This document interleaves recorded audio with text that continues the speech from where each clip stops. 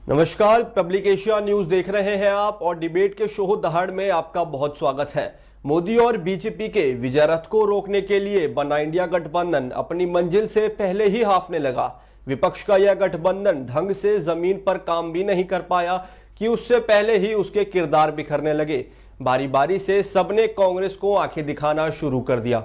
बंगाल में ममता बनर्जी और कांग्रेस में जमकर वार पलटवार हो रहा है, तो सबसे बड़े राज्य उत्तर प्रदेश में भी समाजवादी पार्टी और उसके मुखिया अखिलेश यादव के निर्णय से कांग्रेस नाखुश है। तो वहीं बिहार में इंडिया गठबंधन का तो बट्टाधार पहले ही हो चुका है। नीतीश कुमार ने जो किया वो सब आप लोग जानते ही हैं। जिस इंडिया गठबंधन के सूत्रधार नीतीश कुमार थे, वही नीतीश कुमार इंडिया गठबंधन के दामन छोड़कर एनडीए के खेमे में बीजेपी के साथ चले गए। अरविंद केजरीवाल के साथ भी दिल्ली और पंजाब को लेकर कांग्रेस की बात नहीं बन पा रही है। भगवत मान ने अकेले लड़ने की बात भी कर चुके हैं। आपको बता दें, मतलब कुल मिलाकर हम ये कह सकते हैं कि कांग्रेस के सामने चुनौती डबल है। एक तो बचे कुचे इंडिया गठबंधन को बचाने की चुनौती सबसे बड़ी है और दूसरा लोकसभा चुनाव में मोदी के नेतृत्व वाले एनडीए को कड़ा मुकाबला देने वाली चुनौती।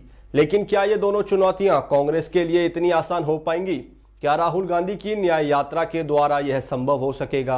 क्या ममता के गुस्से को शांत करा सकेगी कांग्रेस? क्या कांग्रेस को मन मुताबिक हिस्सेदारी सीटें मिल पाएंगी? यह सब से आप समझ सकते हैं कि राजनीति की राह कांग्रेस के लिए कितनी मुश्किल भरी है। तो आज ऐसे ही प्रश्नों पर आज हम बात करेंगे। हमारे साथ मौजूद हैं पब्लिक एशिया के editor in chief mister Mukesh Vats. Sir, बहुत स्वागत है आपका हमारी इस खास बातचीत में। सर, पहला सवाल मेरा आपसे यही होगा कि इंडिया गठबंधन के टूटने का कारण क्या है? निशांत, इंडिया गठबंधन के टूटने का सबसे बड़ा कारण है कि इनकी जो विचारधारा है जी, वो एक तो मैच नहीं करती। दूसरा, इनका सबसे बड़ा जो झगड़ा था वो था सीटों का बंटवारा। कांग्रेस ज़्यादा सीटें चाहती थी और जो इसके सहयोगी पार्टी हैं जी, तो वो भी चाहती थी कि ज़्यादा से ज़्यादा सीटें उनको मिलें। लेकिन इनके जो मतभेद उभरते चले गए ऐसे, क्योंकि राहुल गांधी चाहते थे कि हम लीड करें ज़्यादा सीटों पर, क्योंकि हमारी बड़ी पार्टी है। देखा जाए तो भारतीय जनता पार्टी के बाद दूसरी बड़ी पार्टी अगर है तो कांग्रेस है, उसमें कोई गलत नहीं है। लेकिन जो और सहयोगी पार्टी थी, चाहे वो उत्तर प्रदेश की हो, चाहे दिल्ली की हो, पंजाब की हो, बंगाल की हो, राजस्थान की हो, जितनी भी पार्टियां इनके साथ जुड़ी हुई थी वो सब चाहती थी कि हमें ज़्यादा से ज़्यादा सीटें मिलें, जिसकी वजह से ये गठबंधन टूटा है। निशांत सर, ममता बनर्जी का हाल ही में एक बयान आया है जिसमें वह कहती नजर आ रही है कि कांग्रेस में अहंकार किस बात का है, कांग्रेस अपने दम पर 40 सीट भी नहीं जीत सकती। इस पर क्या कहेंगे? अब देखो यार, एक बात है, जब गठबंधन टूट गया तो एक दूसरे के खिलाफ बयानबाजी देने का सिलसिला शुरू हो गया है। अरविंद केजरीवाल जी भी बोल रहे हैं, ममता भी बोल रही हैं, उधर ये अपना अखिलेश यादव भी बोल रहे हैं। अब जब गठबंधन एक बन गया था तो वो गठबंधन टिका नहीं। तब तो बड़ी बड़ी बातें इन्होंने की, गठबंधन जो है मोदी को हरा देगा, ये कर देगा, वो सब इस तरह की बयानबाजी शुरू करी। अब गठबंधन नहीं हुआ तो देखिए, बोलते हैं ना, खिसियानी बिल्ली खंबा नोचे वाली कहावत जो आपने सुनी होगी। एक दूसरी कहावत है कि जब अंगूर किसी को नहीं मिलते तो बिल्ली बोलती है कि खट्टे अंगूर हैं। तो इस तरह की चीज़ें तो देखो, अब ममता बनर्जी को जो है बोल के मुझे नहीं लगता कि ठीक है इस तरह की बयानबाजी करना। वो अपनी पार्टी है, उनकी लड़ें, कांग्रेस अपने दम पे चुनाव लड़े। कितनी सीटें आएंगी ये तो भविष्य तय करेगा कांग्रेस का। भगवत मान कह रहे हैं हम 13 में से 13 सीटों पर अकेले लड़ेंगे, कांग्रेस कहीं पर नहीं है। क्या लगता है आपको? अब देखो, पंजाब में आम आदमी पार्टी की सरकार है जी, और वो लीड करते हैं। वो जो भी पार्टी वहाँ चुनाव लड़ती है वो यही कहती है कि हम 13 की 13 सीटें जीत लेंगे। अब भगवत मान को भी लग रहा है कि वो 13 की 13 सीट जीत लेंगे, तो भविष्य बताएगा, आने वाला भविष्य तय करेगा कि वो कितनी सीटें जीतेंगे। कांग्रेस भी कहती है हम 13 सीटें जीतेंगे, हमारा नेटवर्क है। भारतीय जनता पार्टी के जो गठबंधन में एनडीए में है तो एनडीए भी कहती है कि हम इतनी सीटें जीतेंगे, 13 की 13 सीटें जीतेंगे, साफ हो जाएंगे आपके आम आदमी पार्टी। तो इस पर कहना अभी जल्दबाजी होगा निशांत। सर, अखिलेश यादव कह रहे थे कि कांग्रेस बड़ी सुस्त रफ्तार से आगे बढ़ रही है, हमने तो उन्हें सीट भी ऑफर कर दी पर उनका कोई जवाब नहीं आया। इस पर आपकी राय जाने। देखो, अखिलेश यादव हमेशा दोगली बात करते हैं। अच्छा, जब सीट ऑफर उन्होंने कर दी थी तो कांग्रेस ने भी उनको सीट ऑफर करी थी, तब तो वो माने नहीं विधानसभा के चुनाव में। जब विधानसभा के चुनाव में आप कांग्रेस को हराने के लिए 3 राज्यों में अपने प्रत्याशी खड़े कर रहे थे, तब आपको सोचना चाहिए था ना। तब तो आपने सोचा नहीं। आज आपको लोकसभा का चुनाव पता है अखिलेश यादव को कि अकेले दम पे वो चुनाव जीत नहीं पाएंगे, तो अब वो ऑफर कर रहे हैं सीटों का।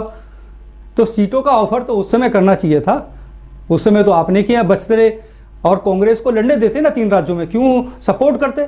आप गठबंधन चाहते थे कांग्रेस के साथ तो उनको सपोर्ट करना चाहिए था, वहां उन्होंने सपोर्ट नहीं किया निशांत।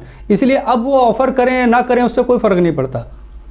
सर, क्या आप मानते हैं नरेंद्र मोदी खुद एक इतनी बड़ी ब्रांड है कि वो अकेले अपने दम पर 2024 लोकसभा चुनाव जितवा सकते हैं?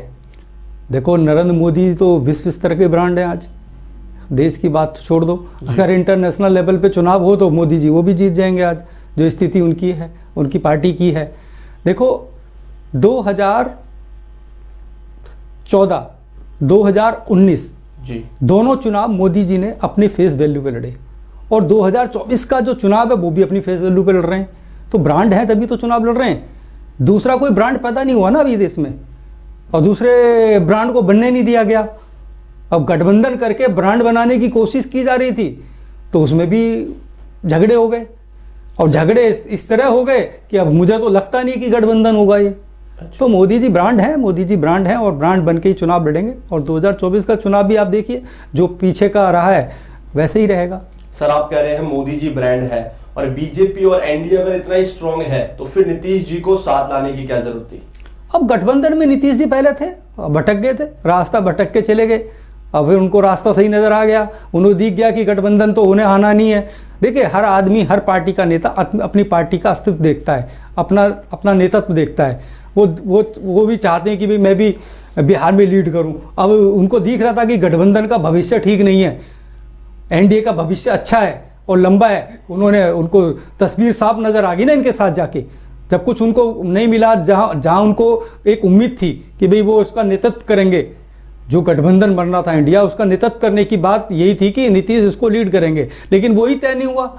आपस में इनके झगड़े हो गए, तो अब उन्होंने अपना यू टर्न ले लिया, भारतीय जनता पार्टी में वापस चले, भारतीय जनता पार्टी को समर्थन लेके सरकार बना ली और एनडीए में शामिल हो गए। नीतीश जी पहले से दोगली राजनीति करते आ रहे हैं। दोगली राजनीति कौन नहीं करता? कई ऐसे नेता हैं, कई ऐसी पार्टियां जो दोगली राजनीति करते हैं, चुनाव आने पे बदल जाते हैं।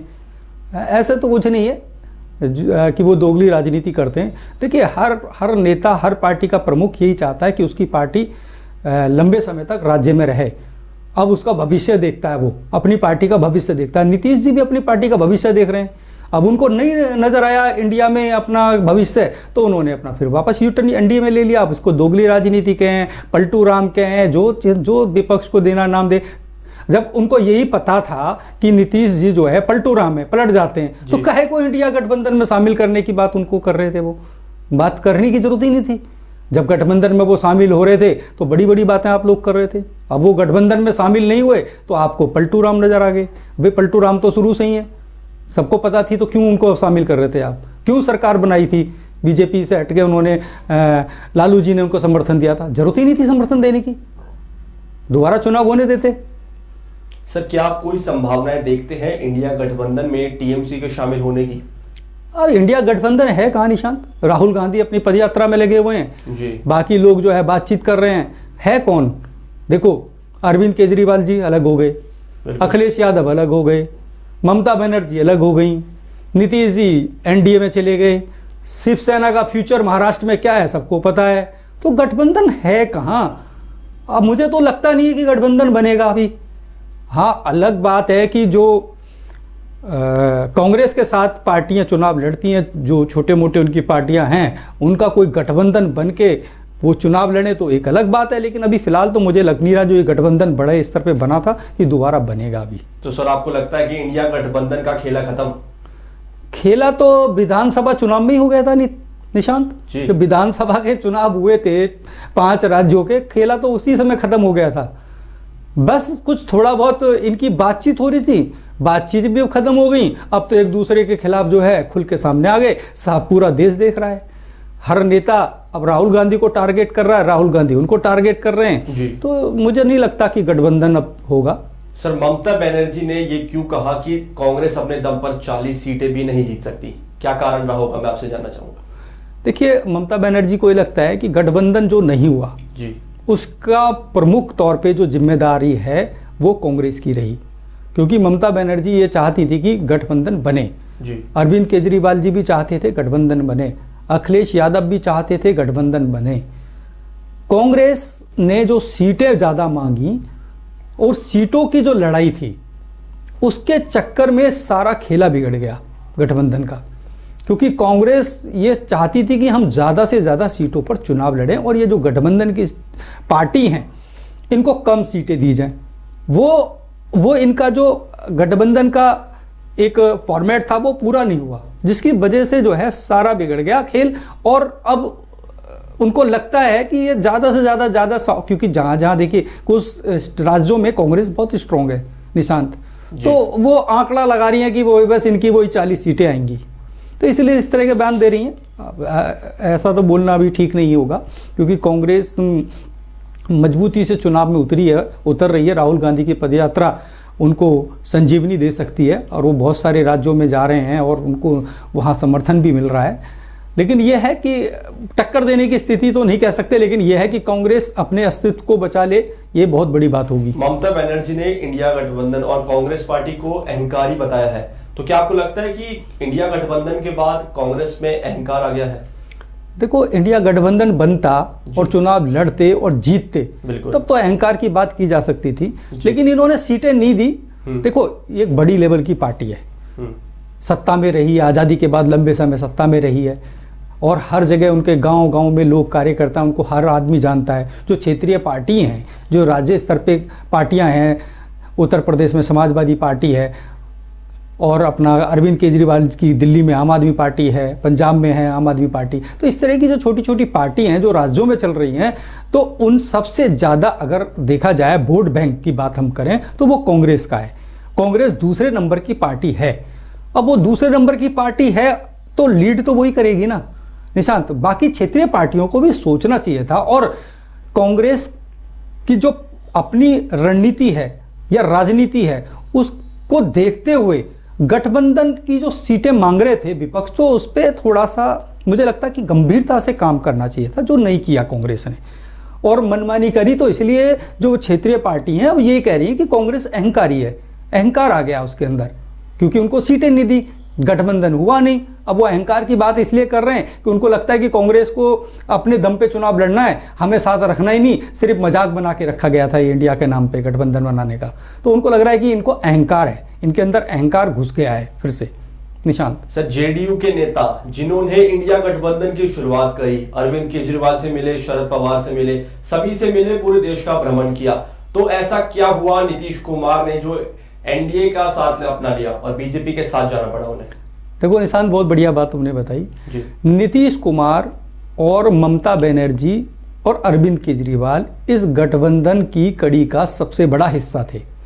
जब गठबंधन की बात शुरू हुई थी तो अरविंद केजरीवाल जी के बयान आए थे गठबंधन को लेके और ममता बनर्जी ने समर्थन किया था। ठीक है, नीतीश जी को आगे फाइट में लाया गया था क्योंकि लालू प्रसाद यादव और नीतीश इस गठबंधन को आगे बढ़ाना चाहते थे। देखिए, बिहार की राजनीति में दो बड़े नाम हैं, लालू प्रसाद यादव और नीतीश, और दोनों ही चाहते कि इंडिया के नाम से गठबंधन बने जिसमें हम सब लोग मिलकर नरेंद्र मोदी सरकार को हराएं। तो ये जो गठबंधन की कड़ी है इन्हीं तीनों लोगों ने जोड़ी थी। ठीक है, अब अखिलेश यादव भी ममता बनर्जी को पसंद करते हैं, ममता बनर्जी भी अखिलेश यादव को पसंद करती हैं, ऐसे ही अरविंद केजरीवाल ममता बनर्जी को पसंद करते हैं और ममता बनर्जी अरविंद केजरीवाल को पसंद करती है। तो ये गठबंधन इन्हीं 4-5 लोगों ने मिलकर तय किया था। बाद में रहा शिवसेना का सवाल। शिवसेना देखिए, अब उनका तो अस्तित्व है नहीं, वहाँ पे ख़त्म कर दिया, पीछे सरकार तोड़ के नया शिवसेना का गठन हुआ तो उनको भी शामिल कर लिया कि भाई महाराष्ट्र में इनका भी फायदा उठाया जाए।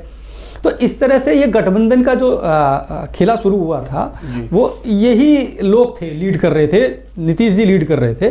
तो नीतीश जी को लग रहा था कि गठबंधन में उनको एक प्रमुख पद पे रखा जाएगा, लेकिन कांग्रेस ने उनको प्रमुख पद पे नहीं रखा क्योंकि आम राय में ये तय कर लिया कि भाई खड़गे जी को बना दें, जबकि नीतीश जी खुद चाहते थे। अब खड़गे को बना दिया तो संयोजक के लिए उनको ऑफर करा, उन्होंने नमस्ते कर दी। उनको दिख गया कि यार इनमें कोई फायदा नहीं है जाने में, इसलिए अपना यू टर्न लो, एनडीए में वापस चले जाओ। उन्हें लगता था कि 2024 में तो बीजेपी और एनडीए का ही है।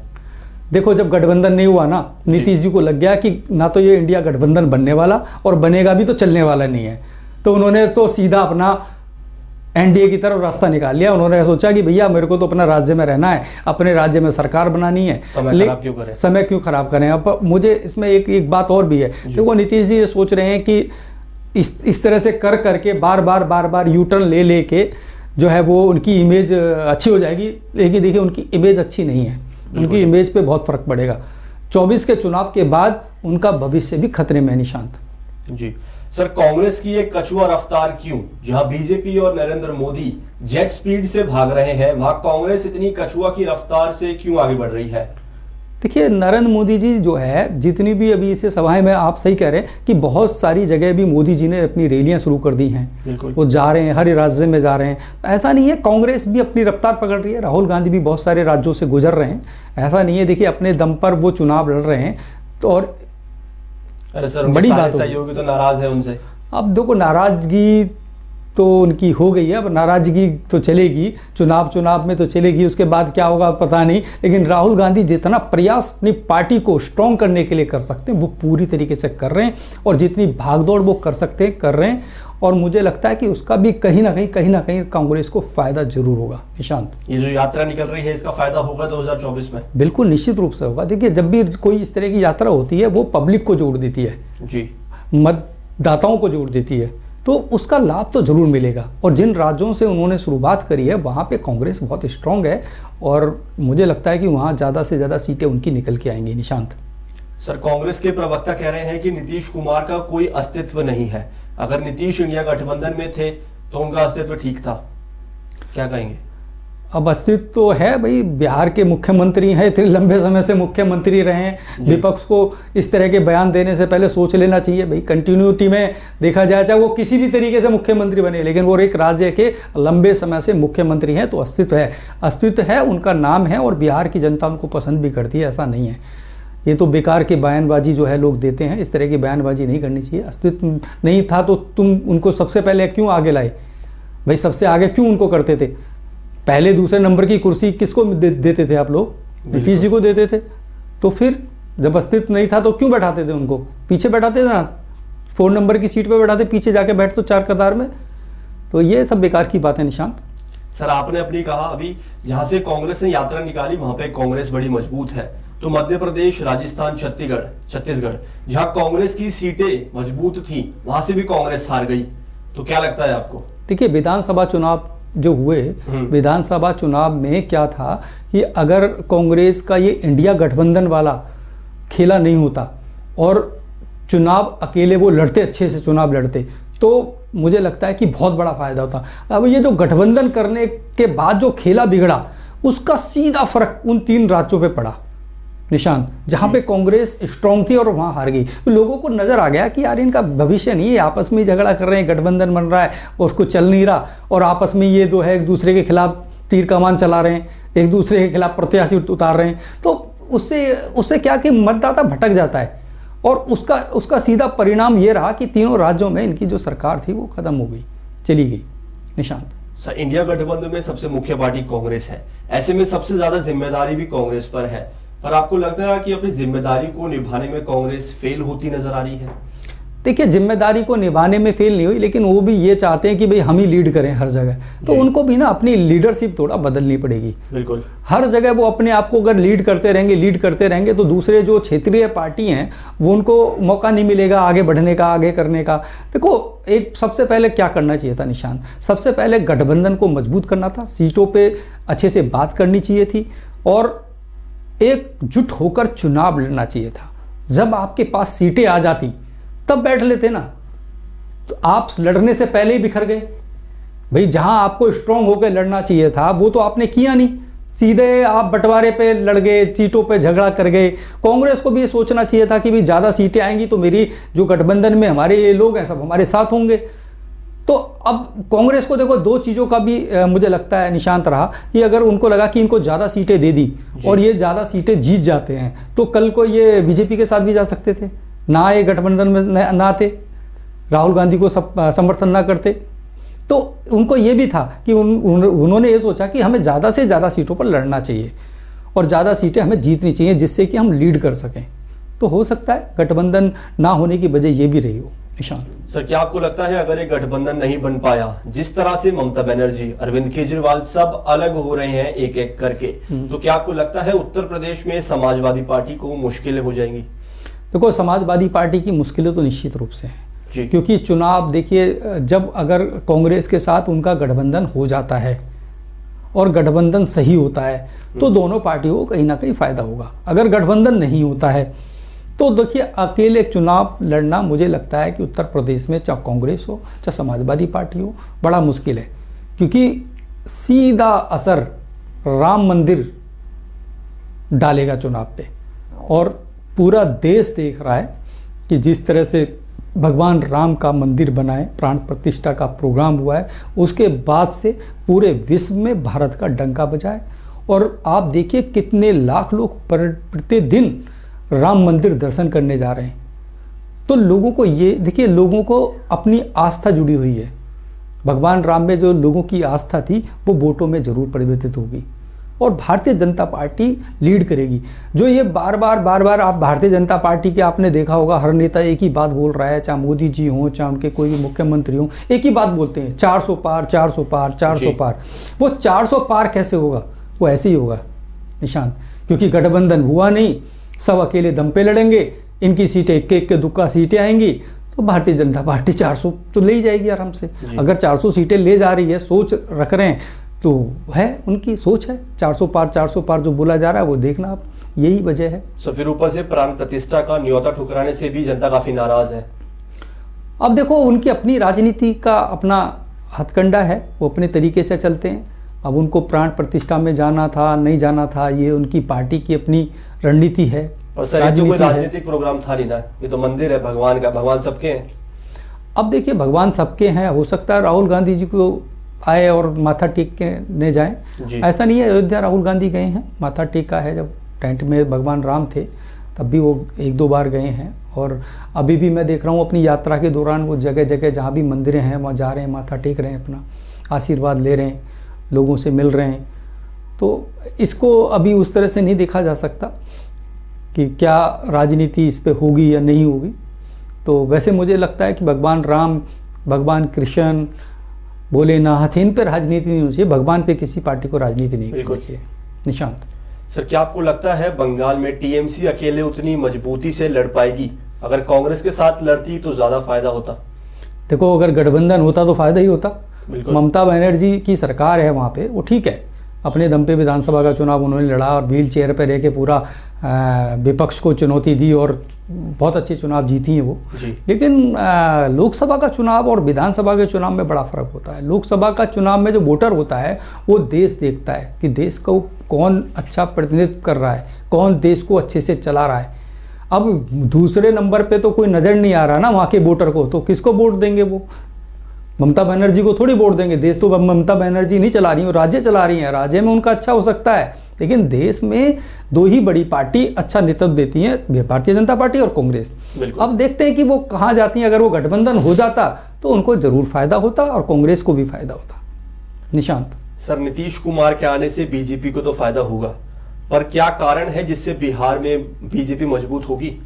देखिए, भारतीय जनता पार्टी बिहार में कुछ नहीं था पहले। बिल्कुल। अब भारतीय जनता पार्टी इतनी स्ट्रांग है कि उनके बगैर कोई भी सत्ता हासिल नहीं कर सकता बिहार के अंदर, चाहे वो नीतीश हों चाहे वो लालू प्रसाद यादव हों। भारतीय जनता पार्टी का सहयोग चाहिए और धीरे धीरे भारतीय जनता पार्टी निशांत बिहार में इतनी मजबूत हो रही है, एक दिन अपने दम पर बिहार में वो सरकार बनाएगी। ये मैं आज आपको बोल रहा हूँ, चैनल के माध्यम से बोल रहा हूँ, निश्चित रूप से बनाएगी। जिस तरह से उनका ग्राफ बढ़ा है, क्योंकि वहाँ पे जो काम हो रहे हैं, भारतीय जनता पार्टी जो वहाँ काम करा रही है, वहाँ के जो नेता गुणगान कर रहे हैं, उसका कहीं ना कहीं फ़ायदा होगा। क्योंकि एनडीए में जब नीतीश थे तो बिहार में बहुत काम हुए, अब दोबारा से बिहार में फिर से काम गति पकड़ेंगे, तो उसका लाभ जो है भारतीय नीतीश को तो होगा ही, लेकिन सबसे ज़्यादा लाभ भारतीय जनता पार्टी को होगा। भारतीय जनता पार्टी बिहार में अगले बार मुझे लगता है कि अपने दम पे सरकार ना बना ले। निशांत, तो आपको ये लगता है कि लॉन्ग टर्म में बीजेपी को फायदा है इससे? बिल्कुल फायदा है, तभी तो गठबंधन किया है। अगर फायदा नहीं होता तो क्यों गठबंधन करते? आपको पता है फायदे के लिए गठबंधन हुआ है। जितने भी गठबंधन भारतीय जनता पार्टी अपने लोगों से करती है वो फायदे के लिए करती है, और कांग्रेस करती है तो वो भी फायदे के लिए करती है। गठबंधन से तो फायदे ही होते हैं, नुकसान तो होते नहीं है। निशांत सर, आखिरी प्रश्न, एक राय आप अगर कांग्रेस पार्टी और इंडिया गठबंधन के सभी पार्टियों को देना चाहें। देखिए, मेरी एक ही राय है, अभी भी कुछ बिगड़ा नहीं है जी। अगर समय रहते चुनाव से पहले अगर गठबंधन फिर से बनता है और इनकी सीटों के बंटवारे को लेके जो झगड़े वो खत्म होते हैं, एक आम राय बन के काम होता है, तो भारतीय जनता पार्टी को थोड़ी सी चुनौती दे पाएंगे। नहीं तो चुनौती तो छोड़ दो, ये अपने अस्तित्व को बचा ले, ये भी बहुत बड़ी बात होगी। निशांत, बहुत बहुत धन्यवाद सर अपना कीमती समय देने के लिए। आपने सभी प्रश्नों के जवाब बड़े अच्छे से दिए। ऐसी डिबेट देखने के लिए जुड़े रहे हमारे चैनल के साथ, और हमारे चैनल को सब्सक्राइब करना ना भूलें। धन्यवाद।